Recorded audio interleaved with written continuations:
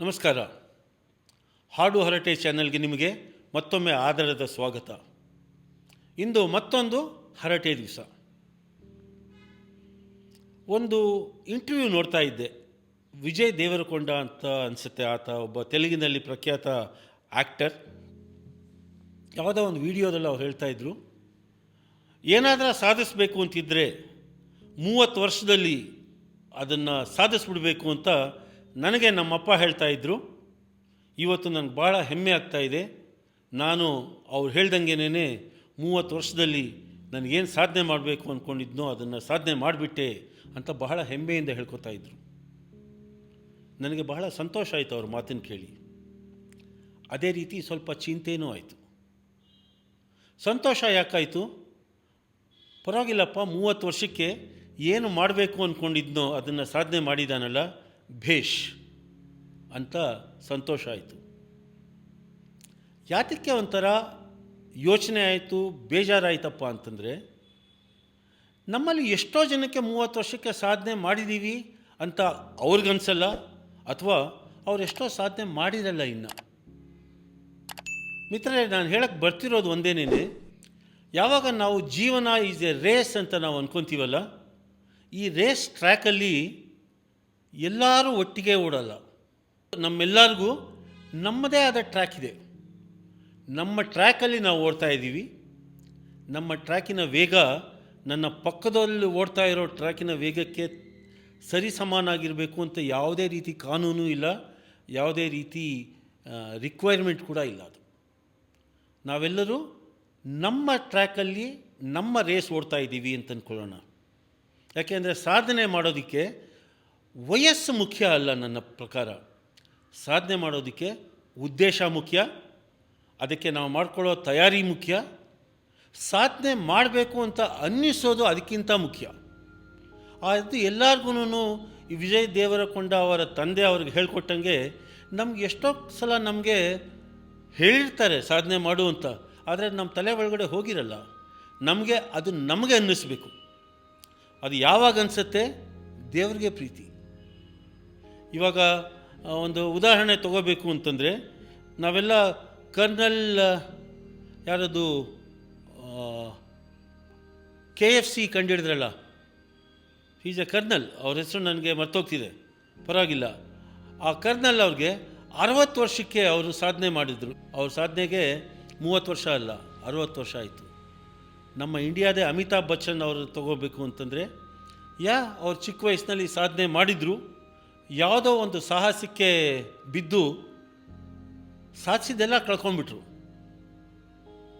ಆದರೆ ತಿರ್ಗಾ ಅವರು 60ನೇ ವರ್ಷದಲ್ಲಿ, ಹತ್ರ 60ನೇ ವರ್ಷದಲ್ಲಿ ತಿರ್ಗಾ ಅವರು ಇನ್ನೊಂದು ಸಾಧನೆ ಮಾಡೋಕ್ಕೆ ಹೊರಟರು.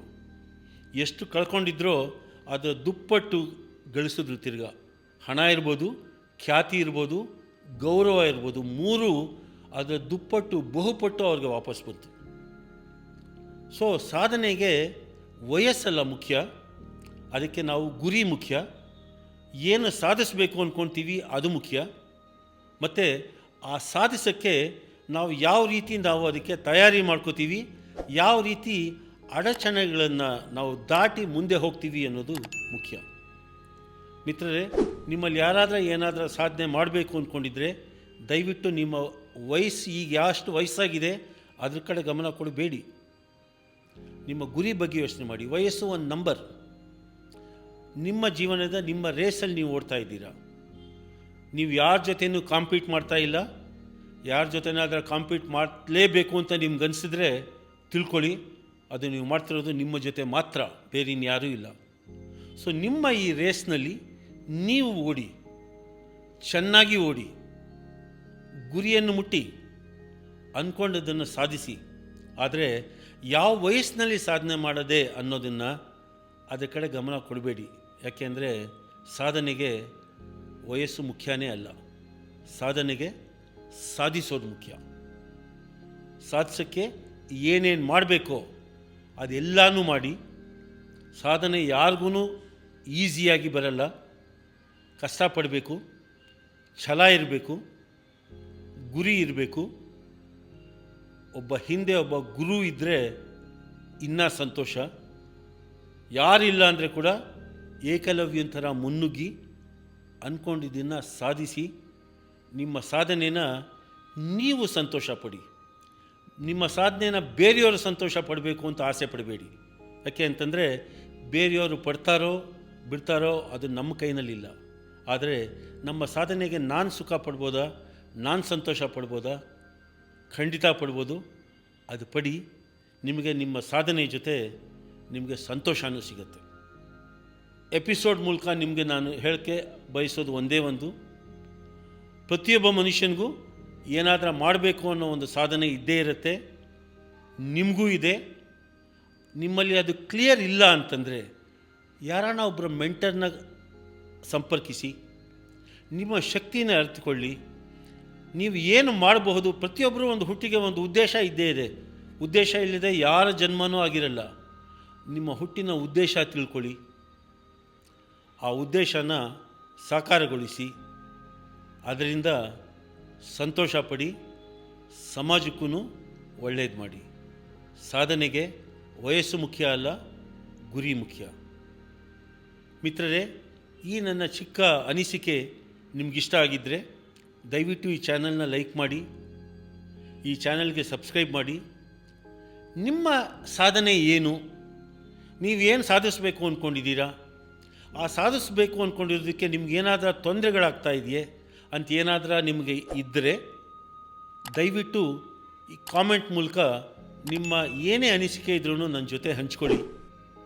ನನ್ನ ಕೈನಲ್ಲಿ ನಿಮ್ಮ ಸಾಧನೆಗೆ ಯಾವ ರೀತಿ ಸಹಾಯ ಮಾಡಬಹುದಕ್ಕೆ ಆಗುತ್ತೋ ಅದನ್ನು ಖಂಡಿತ ಮಾಡ್ತೀನಿ.